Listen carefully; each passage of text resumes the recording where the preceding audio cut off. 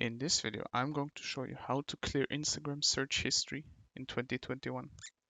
If you don't know what your search history is, first you want to open up Instagram and click on the magnifying glass search tool in the bottom left.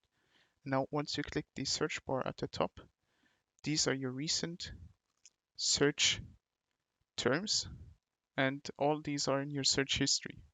So as you can see, I searched for David Dobrik, The Rock, Leo Messi. I can also go for, I don't know, Dua Lipa, click her, go back, exit out of this, and then Dua Lipa is also my Instagram search history.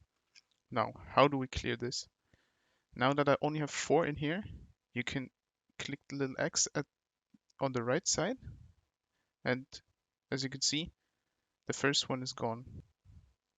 But now, as you can see, there are only 3 left. But what if there are way more than this in my search history? Click the See All button, the blue button in the bottom top right, and then you can see search history. Only things you've searched for in the main search bar will appear here. All of these are in here, and then you can see clear all in the top right.